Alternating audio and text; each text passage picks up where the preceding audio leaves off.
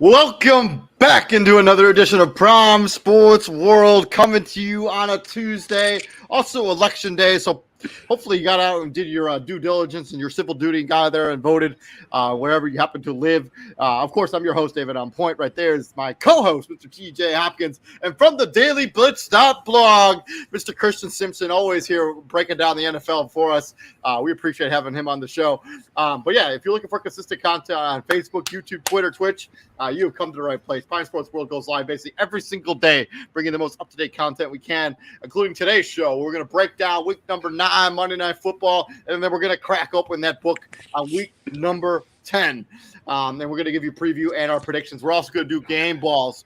Also, I've shared the StreamYard link into all of the places, including the main Prime Sports World Facebook page and the main Prime Sports World YouTube channel. So please go over there and like, share, and subscribe to that stuff as we continue giving you guys these quality content as we can. Gentlemen, happy Tuesday. I have had a whale of a day, but I just got back from the gym, and man, I played like the best basketball I've played in like a couple weeks. So I'm feeling really good about myself, you know. Of course. I needed to blow off some steam. I don't know if you got. So I work as a television news producer, right? And so election day is kind of always like a crazy fest. Whenever there's like a major election, and yeah, we had a crazy show. But like if you were to watch our show on air, you would never know the chaos that went on behind the scenes. Like it was such a clean show, and it felt good to get it on the air. But yeah, it was like I had videos that like basically connected like seconds before they were supposed to go on the air. Like it was crazy. I believe it. Yeah, I believe for real, it. man. Working at TV news, man, is wild, dude. And when it all goes smoothly, and it's just like you can breathe that sigh of relief after the show's over, dude, and everything went well. There is nothing like it, for real. So let's get into the NFL. Let's talk about week number 9 when it comes to Monday Night Football. We got the Baltimore Ravens going into the Bayou and coming out with that convincing victory, 27-13. The game was really not that close, even though it was a blowout. But yeah, the New Orleans Saints scored a big time garbage time touchdown by Juwan Johnson at the end of the game there. 27-13, Baltimore over the New Orleans Saints. Lamar Jackson continues to play well here. 12 of 22, 133 yards and a touchdown. The Drake, 24 carries for 93 yards and kind of 2 touchdowns, even if he totally screwed me in fantasy. But I love the Drake, so it's okay. Everybody loves the Drake. And then Isaiah Likely, 3 games in a row with a touchdown, 1 catch for 24 yards in that touchdown that I referenced. On the New Orleans Saints side of this, not a good performance for Andy Dalton here, but his offensive line didn't do him any favors. Neither did really any part of this offense. 19 of 29, 210 yards, a touchdown, and an interception. Elvin Kamara, 9 carries for 30 yards. And Chris Olave led the team in receiving yards, 6 catches for 71. And Juwan Johnson, as I mentioned, had the lone receiving touchdown for the New Orleans Saints. And also Roquan Smith made his presence felt early and often in this game. 5 total tackles, 2 of them solo. And Justin Houston, 2.5 sacks in this game, and he had that interception. As he continues to roll back the clock for real. Yeah, I think what was it? Shannon Sharp said that. Yep, he pretty much stole AFC defensive player of the week from. Forgot who he said he stole it from, but he came in with the late performance and pretty much. Yeah, I wouldn't be surprised if Justin Houston was the AFC defensive player of the week. Neither would I, being completely honest with you. If anything, this game really showed how much the Saints miss Sean Payton and his offensive innovation, because that was hard to watch. That was tough. Yeah, they never really got into a flow, never really got into any kind of offensive rhythm whatsoever in this game. And yeah, this was a game that was kind of tough to watch if you're an New Orleans Saints fan, because this is what your offense looks like when you don't have Drew Brees and you don't have Sean Payton, and you don't have Michael Thomas, and you don't have Jarvis Landry, and you only give Alvin Kamara 9 carries this entire game.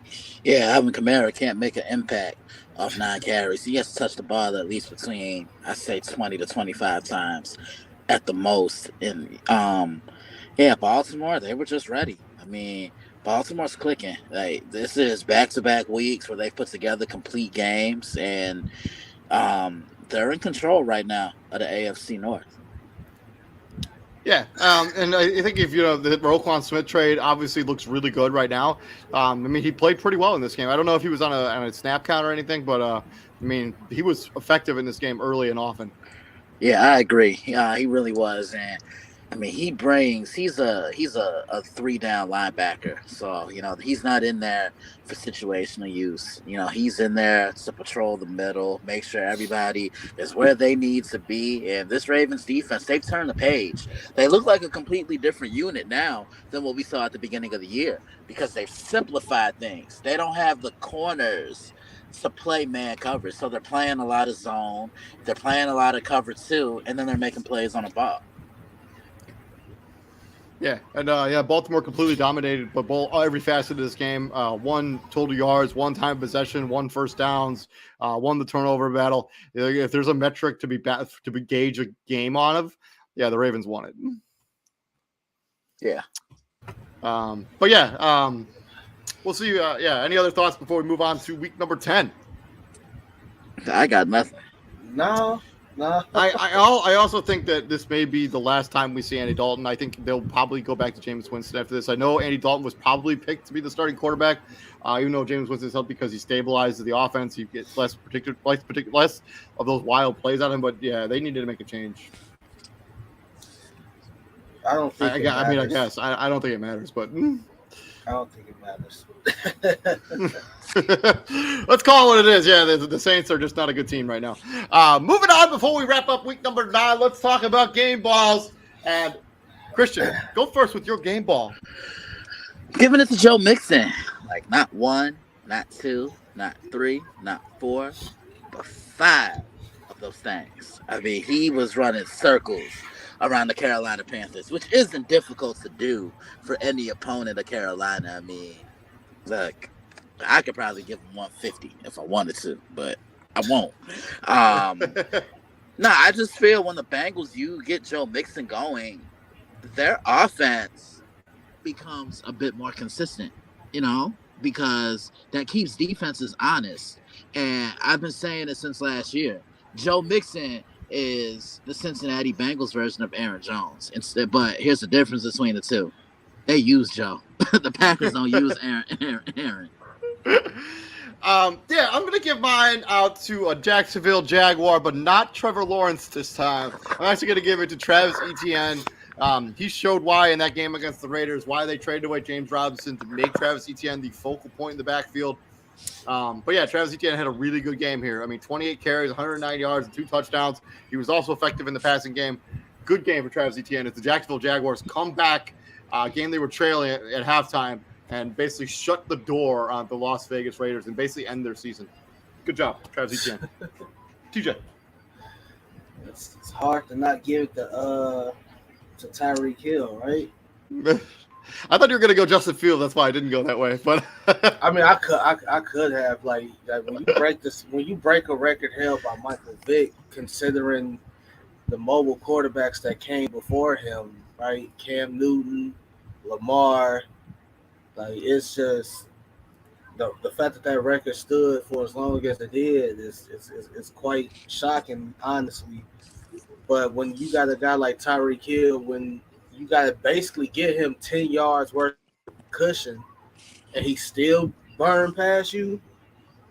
Like ain't no stopping that. The only thing that's gonna stop them is Tua's like an arm strength. But as of right now, Tyreek Hill is uncoverable. Like there's nothing you can do to slow him down. He's on pace right now to break Calvin Johnson's record. He's on pace to have over 2,000 yards receiving.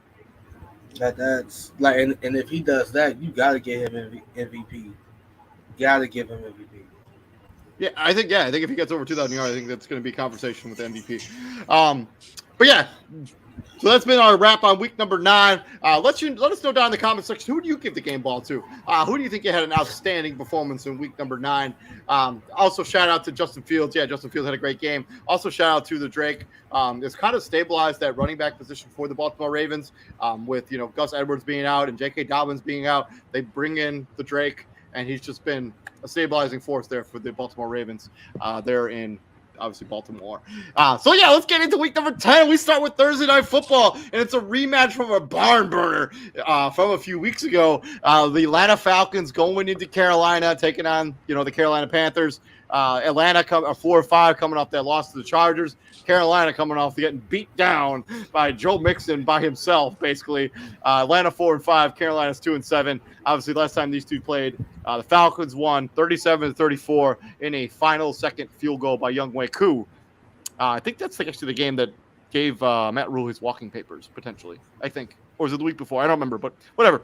Gentlemen, thoughts? It definitely won that game because what's his name was already coaching at that point. Yeah. So it might have been the game. Okay. It don't matter. It really doesn't. Obviously, if you're the Panthers, you let one get you feel like you let one get away because you did. I mean, if he doesn't fumble the ball, I mean, they have an opportunity to get into field goal range with one more play and kick the game, and then they kick the game-winning field goal as opposed to Cameron Dicker, the kicker. So it comes to find out that the game against the Chargers, the guy who got the fumble recovery, he tried to he wasn't intimidated by Justin Herbert. He tried to switch arms like running backs do. And just lost the ball in the process. But his ball was already in the off. No, it wasn't. I don't. Yeah, it was. No, it wasn't. I mean, I have to rewatch it, I guess, maybe. If I'm everybody, Shannon Sharp even said he tried to switch arms. So you're gonna tell. All right. Calm down. I just could have sworn it was already in the arm that was near the sideline, but maybe not. If that's the case, then they fumbled it out of bounds. You don't fumble it the way he did. Okay, I'm wrong. All right, I'm wrong. All right, you win. Okay. But the Falcons should definitely come back and win this one. You obviously had no business letting the Panthers come back and tie that game, especially the way that they did. So go into Carolina. And I don't even know who's going to be quarterbacking for the Panthers. I really don't. If I was a betting man, I was going to say it's Sam Darnold, but I have no idea. This is the last time Sam Darnold stepped on the field. Again, it doesn't matter. It doesn't matter. Falcons by 10. I also think the Falcons are going to win this game. Carolina just doesn't have talent on either side of the football. They should have. I know I said yesterday that they shouldn't have traded Brian Burns, but they got an opportunity to trade anything on their roster for extra first-round picks. They should have.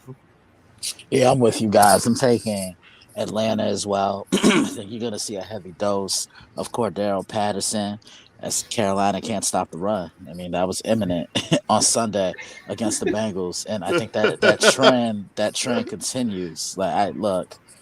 Who's starting quarterback? Is it going to be? Who is going to be the starting quarterback for Carolina? Exactly. Is it PJ? Is it Baker? Is it Sandra? It don't matter. I just see trash bags. That's trash. Atlanta.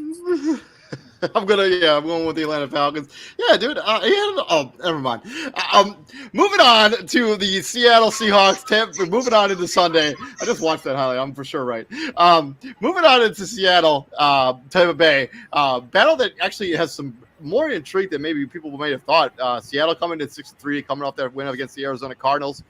Tampa Bay at 4-5, still needing to win out. This game is actually in London or Berlin, in Germany. So this game is at 9:30 Eastern Standard Time, so that's 8:30 for you people in the Central Standard Time. I don't know, 6:30 if you live in California.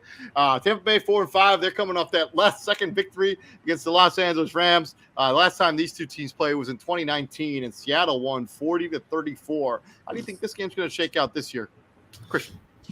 Shameless plug number 1. Seattle. They play with a ton of balance offensively. They run the ball as effectively as they pass it. Offensive line's playing better, and their defense has been one of the best in the league these last 4 weeks. I mean, they're getting home to the quarterback. They're getting off the field. This is just an all-around improved football team. Tampa Bay, I still don't like the way that they're moving that their offense is moving. down the field. You got wide receivers dropping passes that they catch in their sleep. They're not able to run the football because Man, Scotty Miller dropped an absolute dime. man, look. Luckily, it didn't come back to haunt them. So Look, For sure, yeah. look, yeah. Tom is sometimes overthrowing or underthrowing receivers, and they can't get that running game going. So there's a ton of pressure on the defense. I preview this one tomorrow. But yeah, for me, so this is like surprising. Like Seattle is one of those teams that's just surprising everybody in the NFL.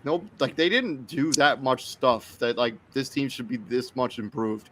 Like you basically take Russell Wilson, you add Noah Fant, and you add the quarterback that didn't even play. I mean, you add some rookies that they drafted. I mean, you add the defensive tackle who's been decent for them. But like you look at this is like the very similar roster to what they had last year, and like they're just leaps and bounds better than what they were a year before.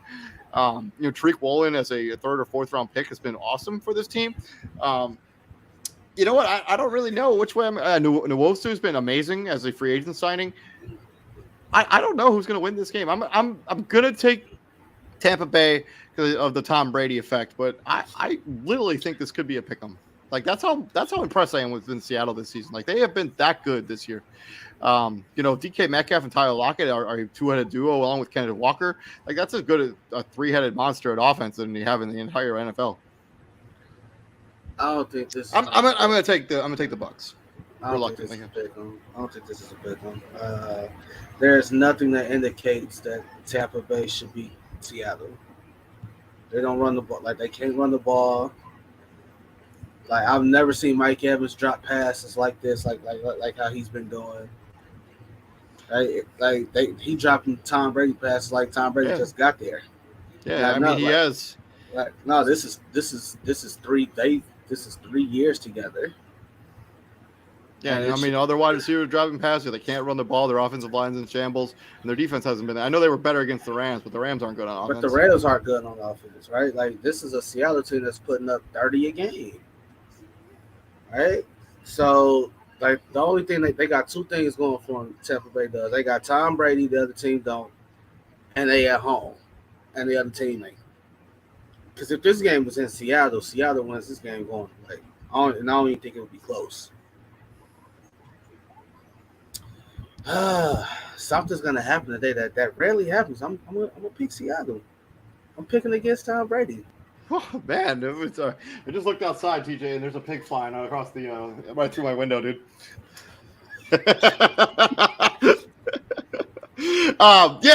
Moving on to probably will be the game of the weekend. We got the Minnesota Vikings going into Orchard Park. 7-1 Minnesota coming off that victory against the who did they play last week? Somebody help me real quick. The Commanders. Commanders, thank you. And Buffalo Bills coming off taking their second loss of the season against the New York Jets. There's some questions about Josh Allen about the UCL injury, if he's going to even play in this game. I'm going to go off the guessing that he's probably won't. I mean, I don't know. What do you guys think about Josh Allen? Do you think he's going to play in this game or not? Yeah, forget all that. No Josh Allen, no win. It's that simple. Yeah, I agree with TJ. He's not out there. I mean, obviously, but do you think he will play in this game? Probably. I mean, yeah. He's probably not going to practice the whole week, which gives that elbow time to rest. But yeah, no Josh Allen, no win. That's the last time these two teams played was in 2018. The Buffalo Bills won 27-6. Jesus. I agree with you. If Josh Allen doesn't play in this game, they for sure lose. But if Josh Allen does play, let's go on the hypothesis that Josh Allen does play in this game. Do you think this team? What do you think happens if Josh Allen does play? I think they would lean heavy on the run. I mean, they have no choice. You say that, but yeah, you never know. I mean, knowing Buffalo and how they operate, they'll probably do the complete opposite of what it is I just said. But man, this is why you got a guy like a Zadarius Smith. Oh, well, I forgot. Shameless plug number 2. Minnesota, like I gotta give Kevin O'Connell a lot of credit because he's come in and he's changed the culture of that entire locker room. Which, be honest with me, both of you, do you think Kirk Cousins is out there, looking like he bought a pair of pants from Kohl's and dancing with those necklaces on last year under Mike Zimmer? First off, they changed. Whatever. You know what I mean. Put some I don't actually know. I mean, Kirk Cousins has always been about this kind of weird stuff. David, mute his mic. I'm tired of him. Mute his microphone. I'm not gonna do that right now. Some respect TJ's the co-host. I can't mute the co-host. But you can mute my ass at one time. Oh, okay. Put some respect on Lil Kirkio. But no, but your point is that. But you're not wrong. I mean, Chris, you're not wrong. Yeah, I don't think Kirk Cousins is dancing around on the team playing if. And let's be honest. They're not 7-1 if Mike Zimmer's still coaching this team. No, they're not. I mean, obviously, when you win a lot of football games, you're able to be a lot freer with like. And I was just about to say, like, those games where I kept saying they didn't finish or they didn't close out or they let the team hang around. They lose those games last year. Think about it. Buffalo lost this game because of their offense last week. Their defense did all they could to put them in prime position to win that game. And they just they couldn't get out of their own way. I previewed this one on Friday. Yeah, that's nice. I'm actually going to roll with. I actually don't care who they start at the quarterback for the Buffalo Bills. I think Minnesota wins regardless. I just think that this Minnesota team is they're good. Like they have a good defense. I know like their secondary is kind of a mess, but like their front seven is really good. They can get pressure on the quarterback. I think they can make Josh Allen's life a little bit difficult. And their offense can be the best offense in the NFL. I'm going to roll with Minnesota regardless of the quarterback for the Buffalo Bills. TJ. Yeah, well, Buffalo, Josh Allen plays, Buffalo wins. If he doesn't, Minnesota wins. I just think that either way, like if Josh Allen plays, it's definitely going to be a shootout. It's probably going to be one of those, we always seem to predict shootouts and then they don't happen. At least I do. Like it's probably going to be one of those whoever has the ball last type situations. And by shootout, I mean like 28-24. I'm not talking 50. high. Right. I'm not talking like 41-38 type thing. I'm like it's 28-24, 31-27 type. Yeah, that's what I'm going for. Moving on to the battle in the NFC North between the Detroit Lions coming fresh off beating the Green Bay Packers and probably the best win Detroit's had in a few years. Going into Soldier Field and taking on the Chicago Bears. Fresh off there being competitive against the Miami Dolphins but falling short. The last time these two teams played was obviously last season when the Bears squeaked out the victory 16-14. Do you think the positive momentum for Justin Fields continues in this game against the Detroit Lions, TJ? Yeah, it's fantasy plug. He's been the last 3-4 weeks. He's been the number one fantasy quarterback, which is insane. I don't think the Lions have. Obviously, like you're not gonna try to bring pressure and try to contain him, but you're not. He's not Aaron Rodgers, where he's like basically a statue in the pocket, right? He's not gonna. Aiden Hutchinson, they're gonna have to like really be smart about when to blitz, when not to blitz, and the spy has to stay a spy. He has to stay in the middle of the field because if Justin Fields gets daylight, he's gone. Like we know that we literally just saw it. And Detroit, obviously, you're gonna need more than 15 points to win this game, right? Especially with the kind of offense the Bears have been putting up the last 3-4 games. You're gonna need more than 15 points to win this one. All right, you're gonna need more than 15 points. And obviously, if you're the Bears, you don't have to worry about T.J. Hockenson anymore. But at least with them, because for like in the past, since he's been in Detroit, he's always been like the kind of like the thorn in the side. Like it's 3rd and 6, he gets 8. Like you ain't got to worry about that no more. So Bears probably win this one. Yeah, I'm also going to take the Bears. I think that Justin Fields' positive momentum continues to roll, and I think that whatever was going on with Green Bay, this Detroit Lion defense isn't at all good. I think the Packers offense is that inept right now. Give me the Bears. I think they win big. Yeah, I'm with you guys. I'm taking the Bears as well. Okay. Moving on to the AFC, we got the Jacksonville Jaguars at 3-6 going into Arrowhead and taking on the Kansas City Chiefs. Jacksonville fresh off of beating the Las Vegas Raiders. Kansas City fresh off beating the Tennessee Titans on Sunday Night Football. Last time these two teams played, this is a preseason game. I will have to look it up. But Kansas City 40-26 over the Jacksonville Jaguars in 2019. I think that score may hold for this game when it comes to the Kansas City Chiefs and Jacksonville Jaguars. Kansas City wins big. What'd you say? What'd you say? The previous score? 40-26 in 2019. I still think this is a preseason game because it's September 7th, 2019. That feels like preseason. That's the regular season. That's September. the regular season. Wait, September what? 7th. Yeah, that's the regular season. That's probably like early regular season. That's probably it's like week one or like the last week of the preseason. Yeah. Nah, you guys want to hear a funny story? I remember a couple years ago, I previewed Jacksonville versus Kansas City on a site, right? This was Mahomes' first year starting. Kansas City had the number one offense in the league.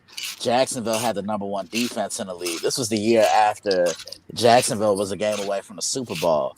I called this strength versus strength. They're talking about this matchup on CBS a couple days later. Guess what their headline was? Yeah, so CBS owes me some goddamn money. This was a regular season game. You guys but I like Kansas City in this one. Kansas City should win this one. Nothing else really needs to be said. I mean, sweep it, TJ. Absolutely. The only way I see Jacksonville winning this game is if Travis Etienne go for like 250 on the ground.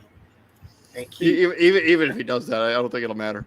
No, if he does that, that means Pat Mahomes ain't on the field. I mean, Derrick Henry went for. I almost said Travis Henry, the old Broncos running back. But Derrick Henry, he ran for 150 yards, and they still didn't get it done. So okay, 150 ain't 250. You not listening. All right, okay. That's a whole another 100 yards, bro. Staying in the AFC, we got the battle between the AFC North and the AFC East as the Cleveland Browns at 3-5 go into Miami at 6-3. Cleveland, pretty sure coming off their bye. Miami coming off that win against the Chicago Bears. And Cleveland, before they bye, they beat the Cincinnati Bengals on Monday Night Football game that they pretty much dominated from beginning to end. Last time these two teams played was in 2019. Cleveland 41-24 over Miami Dolphins. TJ. Cleveland, Myles Garrett. That's it. That's all I gotta say. Myles Garrett. Christian. I'm going Miami here. Miami, they'll get Jeff Wilson going. Which quarterback do you trust more? Jacoby Brissett or Tua? Give me Tua. What you mean that's not the point? What you mean? I said what I said. Of course it's the point. Of course it's the point. Of course it's the point. I said what I said. I like Miami. Christian, I'm also rolling with you too. I just Jacoby Brissett is good for a game here or there, but he usually falls apart when it comes to multiple games.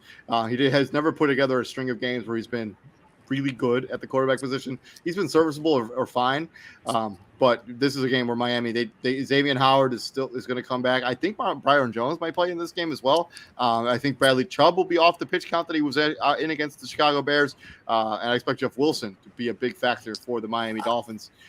Miami wins. Okay, let me ask him this question: who's stopping Tyreek Hill? Who are you putting on Tyreek?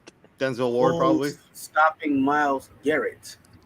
Again, who's stopping? Probably Terron Armstead is going to take a shot at it. Who's stopping Myles? Okay, look, you let no. Keep in mind. Hey, I'm talking. David, you better get your boy. If you guys aren't careful, I'm going to mute both of you. You better get him. Anyway, like one thing we saw Sunday that the Bears didn't do, like Tua had a clean pocket, right? Tua could probably wear the jersey that he wore last Sunday. He could probably wear it this game. He was that clean. Tua ain't get hit not one time. Cleveland gonna hit him. They're going to get him. They're going to get home. They are going to get home. It's gonna happen. Cleveland's gonna win. Okay.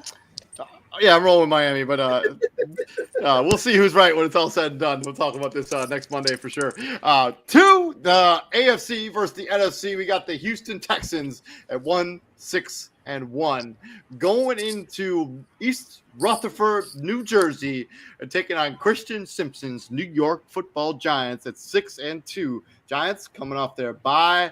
Houston coming off getting beat, kind of, not as bad as people thought against the Philadelphia Eagles there on Thursday Night Football. How do you see this one shaking out? And the last time these two teams played, the Giants won in 2018, 27-22. Christian, since this is your team, I'll let you have the floor first. What TJ said. Look, I'll just put it to you like this. If Houston couldn't stop Derrick Henry, what makes you think Saquon not about to go crazy? Saquon Barkley is about to go crazy. I roll with the Giants. Come on, man. Moving on to the next game, let's talk about another battle between the NFC and the AFC. God. This one is the New Orleans Saints, 6-3, 3-6, coming off that loss to the Baltimore Ravens on Monday Night Football, going into whatever the stadium that our Schurier Stadium, whatever the Pittsburgh Steelers want to call it their stadium now. They're coming off their bye. They're 2-6. You got the battle of the 3-6 versus the 2-6. The last time these two teams played was in 2018. The Saints won 31-28. I do not think that many points will be scored. I don't even think it matters who wins this game. I will reluctantly take the Pittsburgh Steelers because they're at home, but neither of these teams deserve to win a game for the rest of the season. I'll take the Steelers. I'm with you. I'm taking the Steelers as well. TJ, next game. I already know you're picking. Next game. I don't care either way about this game. Like, don't nobody care. Ain't nobody care. No, and they'll talk about another game where probably nobody cares. The Indianapolis Colts are going into Las Vegas, taking on the Raiders, who are 2-9. Colts 3-5-1. They're fresh off just hiring a high school coach to be their head coach in Jeff Saturday. By the way, if you could not see that Jim Irsay press conference where they announced Jeff Saturday, it is a riot. Like where he's talking about some really crazy stuff. It is really worth a watch, like for real. And the Raiders, Josh McDaniels might get fired after this game. So if they lose to the Colts, Josh McDaniels is probably gonna get out of a job. And everybody, when this game was first announced and we previewed it on the show, right? We talked about Josh McDaniels going back to playing against the Indianapolis Colts, a team that he basically was like, nah, I'm not gonna. Yeah, he basically was like, I'm not gonna be the coach there. Backing out after accepting the job, and now he gets to go up against the Indianapolis Colts, Las Vegas Raiders. Last time these two teams played was on New Year's Day in 2020, where the Raiders won 23-20. How do you see this one checking out, TJ? Another one like that doesn't matter. Like, bro, first off, if the Raiders can't win this game, then yeah, Josh McDaniels deserves to get his walking papers. But I'm trying to think of the GM's name in Indy. Chris Ballard. Chris Ballard. I don't know why that was escaping me for some reason, but I saw his face like during the whole press conference, and he just looked like he's like this is the BS I got to put up with. Like, bro, dude, I'm telling you, dude, it was literally like the guy was like, I don't understand what he was talking about. Like, it was almost like it was like yo, get me out of here, Christian. It was like, help me, help. Christian, have you seen the press conference where they announced Jeff Saturday as the coach of this team? When Jim Irsay said, "I don't care if he doesn't have NFL experience," after he said that, I turned it off. Look. He's not afraid of the analytics. He's not afraid of. I'll just say this. Now I see why Peyton Manning don't mess with them, bro. I just want to come on, man. I just want to throw something out there. Reggie Wayne is on this coaching staff. I'm going to be honest with you. I do not remember a time where a head coach got fired right during the middle of an NFL season, and then they don't hire anyone who's already. They don't pick somebody who's on the staff already, and elevate him to the head coach. They go and they were like what was Jim Irsay watching Jeff Saturday on like first take on Monday is like, that's the guy. He's gonna be my coach. I'm gonna hire him. I'm gonna roll with him. And how long is he hired for? Is it just for the rest of the season or what? No, forget all of that. Like the fact that you have literally other coaches on this roster, on this staff, and yeah, you get a guy from TV that played in your organization all those years ago. Now we get that, but David, to your point, like the only coaching experience he has is coaching high school football 2 years ago, and he went like 3-7. Yeah. Like I just want people to do one thing, right? So everybody remembers when Frank Wright was there when no, it wasn't Frank Wright. When Bruce Arians was there, who did he was it Chuck Pagano? When Chuck Pagano got sick, remember when Chuck Pagano got sick and had to leave? Yeah. And Bruce Arians got the interim job. Look at Bruce Arians' resume before he got an interim job with the Colts. Before he got that job. Yep. It's very interesting. I'm going to go with the Raiders in this game, but I this is one of those other games. I just don't care who wins. Like give me the Raiders. Yeah. Moving on to the Dallas Cowboys. Man, when this game was the first put on the schedule, you think this would be like one of those money matchups, but now I'm not so sure. Dallas coming into this game at 6-2. They're coming off their bye, going into Lambeau, taking on the 3-6 Green Bay Packers, fresh of losing to the Detroit Lions. Also, last time these two teams played was in 2019, October 5th, 2019, and the Packers won 34-24. How do you see this one shaking out, Christian? I like Dallas in this one. I think Green Bay, their offense just isn't cutting it right now. Aaron Rodgers doesn't trust his receivers. For Green Bay to have a chance in this one, they need to establish Aaron Jones. But this Dallas defense has been great against the run this year. They've been great in getting to the passer. They can get home with 4, sometimes 5 without blitzing. They need to know. I just want to see what Micah Parsons is going to do on Aaron Rodgers. I just think, look, Dallas, they're going to sink Green Bay into a deeper hole than what they already are in right now. It's not when you have an offensive line that's really struggling, like the last team I kind of want to see is the Dallas Cowboys, who have exactly all of those pass rushers on the outside, and they do have a pretty good, decent secondary. It's the linebacker core that I have some questions about when it comes to their future stuff, if they're interior linebackers, not the outside guys. The outside guys are really good. But Green Bay hasn't proved that they can put together effective offense for series to series, drive to drive, play to play. And what do you need to do if you're going to beat the Dallas Cowboys? You need to score the ball, and the Packers can't. So Dallas wins. PJ. Moving on to the battle in the NFC West. We got the Arizona Cardinals coming off their loss against the Seattle Seahawks, sitting here at 3-6, going into the Rams, coming off getting bounced by Tom Brady, and they're 3-5. Man, I still am baffled by the worst defensive play calling in the history of like that last drive that the Rams just let the Buccaneers march down the field. You let them get it's baffling to me. Last time these two teams played was earlier this season. The Rams won 20-12. Pretty solid year. 2012 was. So how do you guys think this one's going to shake out, TJ? Jay Ram pretty much threw the Rams offense under the bus. Sure did. What did he say? Let me see if I can pull up the exact quote, but he was basically like, "Hey, like we're like our defense has been solid, but we're forced to come back out there after like 3 plays all over and over again. Yeah, there's going to be some slip up, but I will pull up the exact quote." Yeah, we get I get it, right? Like it's the Super Bowl hangover. Like it happens to most teams, right? Very rarely do teams run it back. Like you can't lose the pieces that you lost and then be like, oh yeah, we finna run it back. Like Odell tears his ACL, you never replaced him. Whitworth retired, you never replaced him.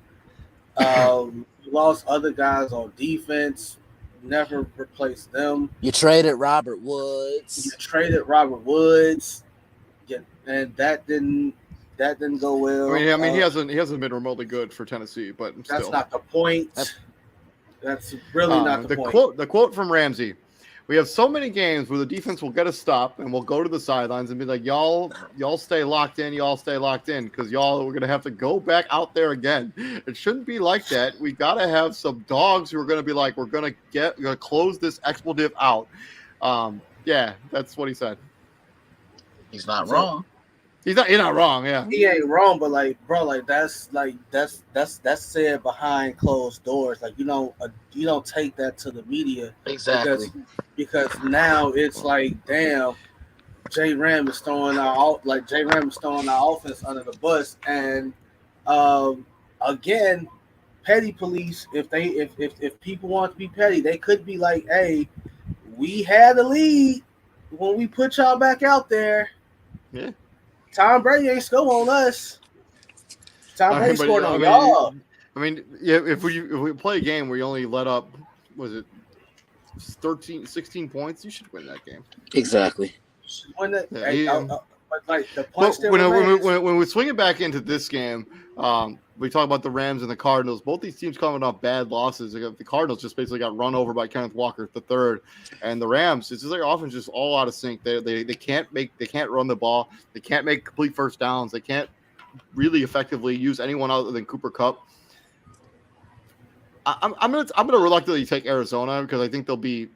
Actually, I have no idea who wins this game. I'm gonna take the Rams. I'm gonna revert. The Rams are at home. I'm gonna roll with them. Cliff Kingsbury might get his walking papers after this game. Yeah, I'm taking the Rams as well. And I agree with you, David. I was actually about to say that. Look, Cliff can take his ass back to that house, and look, yeah, it is a nice house. It is nice. Yeah, it's cool. Yeah, Cliff Kings, like they doing a lot of finger pointing on that Cardinals sideline too, for whatever reason. Again, like it's just, I don't know what's going on, but it's not working. Cliff, Kyler, it's just not working. Like it's not working for whatever reason. Like they've done everything to make this try to work, right? You trade for DeAndre Hopkins, and like it got out, like it was great, right? That honeymoon phase was fantastic, And then you have the worst playoff game probably in the history of your franchise, and history of any franchise almost. It's like it's almost like they never really recovered from that because it's. Well, DeAndre Hopkins got immediately suspended. You lose Hollywood Brown after he was having a really good season, and this defense isn't good. Chandler Jones never was really replaced by anybody who's effective. Like, and Isaiah Simmons, he had a nice little turnaround, but what good is it doing? Right? Like they're playing more catch up ball than anything. Like the last time they looked dominant was that. Was that a Thursday night game against the Saints? Everybody looks dominant against that offense right now. So like it's I'm not expecting a lot to happen out of this game, bro. Like the Rams they're an ugly watch right now. Like both teams, they're an ugly watch, right? And the Rams really don't have a home field advantage like we think they do. Like I don't think this Arizona team is good. Like their fans are not going to travel for this game. You don't think so? No, based on the product that they're putting on the field right now, I doubt it. They have fans. Yeah, they do. They do. I just don't think they're going to travel to watch this particular Cardinal team. I could be wrong. I spend a lot of my life being wrong. No. I'm gonna take the Rams. I don't like it, but I'm gonna take the Rams. I'm like you, David. Like David said, this is one of those games that's a pick 'em. Like moving into Sunday night football, we got the Los Angeles Chargers going into Levi Stadium. Chargers fresh off that victory against the Atlanta Falcons with the game-winning field goal by Cameron Dicker, the kicker. The San Francisco 49ers were on a bye. Before their bye, they had the Christian McCaffrey show, where he basically single-handedly beat the Los Angeles Rams. They're 4-4, Chargers 5-3. Last time these two teams played was in 2018. Do you guys know who won that game in 2018? The Chargers? Chargers won that game 29-27. Before that, they played in 24. What? Wasn't Nick Mullen quarterback in that game or something? I mean, maybe 2018. Who knows? Before that, they played in 2014. This game went to overtime, and the Chargers won 38-35. Anyways, not that it has anything to do with this year because they're not even playing, and that game actually happened in San Diego. Who do you got in this game against the Chargers and the San Francisco 49ers? Mr. Hopkins, go ahead. San Fran should win this one. Probably fairly easy. I just think it's just too much to deal with. You got Christian McCaffrey, you got Brandon Ayuk, Deebo Samuel.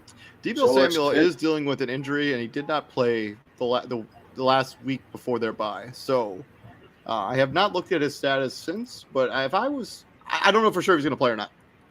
Well, let's just assume that he is. There's still a lot to deal with, all right? Whether he plays or not, still a lot to deal with. So you got him, you got McCaffrey, you got Deebo, you got Ayuk, you got George Kittle. That's 28 points right there in some variation. And not to mention this Niner defense is lights out. This Niner defense is absolutely lights out. And the Chargers have a hard time moving the ball. Like they're having a hard time moving the ball. Like no Mike Williams, no Keenan Allen. If they don't have those guys in this game, you might as well just get ready to tee off. Like not to like and the front in San Francisco against that offensive line in LA. Yeah, 49ers. All the points you made are valid. I'm just gonna go with a gut check here, and I'm just gonna take the Chargers to win this game. I think they need it more. Wow. They need it more. Yeah, I think the Chargers need to get this game more. I think Justin Herbert throws a lot of grit out there in the football field. I think Joshua Palmer is a good football player, and he's filled in nicely for Mike Williams and Keenan Allen. It's always potential they could get Keenan Allen back in this game. I just think I think Justin Herbert's going to will this team to victory. I'm just going to roll with it. Chargers. Christian. Shameless plug number 3. The Chargers, despite the injuries, they're 5-3, and that was a gritty win for them the other day against Atlanta. You can make the argument they've won a lot of gritty games so far this season. But the reason why I say this one was a gritty game is due to the simple fact it's tough to fly from the West Coast all the way to the East Coast and win a game. And for a minute, it didn't look like that was going to happen. San Francisco, they're going to present a test to these Chargers because they're the most physical team in the league. They want to play that downhill style of football. I preview this one on Thursday, so be on the lookout for it. Moving on to Monday Night Football, we got the Washington Commanders fresh off losing to the Minnesota Vikings, going into Lincoln Financial Field and taking the undefeated Philadelphia Eagles, fresh off beating the Houston Texans on Thursday Night Football. Last time these two teams played was earlier this season, where the Philadelphia Eagles won 24-8. How do you see this one shaking out, Christian? I know Chase Young is expected to play in this game, but I don't trust the Commanders' offense because they feel as though they don't have to get off to fast starts in the first half, and they feel they can come back in the second half, and it's not going to always work, especially against a team like the Eagles. The Eagles are just too balanced. They can run it, they can throw it defensively, they can throw a lot of different looks at you. They're going to force takeaways, they're going to get pressure on Taylor Heineke. I like the Eagles in this one. TJ. Why is this the Monday night game? Exactly. Look, this is better than what we'll have in a couple weeks. The Steelers and the Colts. I ain't watching that. That's a Monday night game? That's a Monday night game. That might be the lowest. That might be the lowest rated Monday night game in the history of Monday night games. Yeah, I agree. Oh my god. Yeah, I'm taking the Eagles. I do not think this game will be remotely close. That'll be, what is that, like 3 Monday night games in a row that have not been competitive. So, yeah, take that with a grain of salt. But yeah, that's been our Week 10 predictions and preview. We also gave you our Monday night, Week number 9 Monday Night Football recap. We also gave out our game balls. So continue checking us out here at Prime Sports World. Please like, share, and subscribe to the show. Tomorrow, me and Izzy are going to be running our Fantasy Football Weekly show. And then on Thursday, we're going to give you our games of the week. So keep an eye out for that content. I've been David Huppin right there. The co-host is Mr. TJ Hopkins. And then from the Daily Blitz.blog, Mr. Christian Simpson. Thank you very much for joining me. We're here with Prime Sports World. And gentlemen, what we do here at the Prime, my friends. We bring the heat. Yes, we do. We do bring the heat. And continue checking us out. I will see you guys all later. And you guys all have a good rest of your evening. I'm going to have some dinner, and then I'm going to go to bed because I'm extremely tired. So take it easy, guys. My man.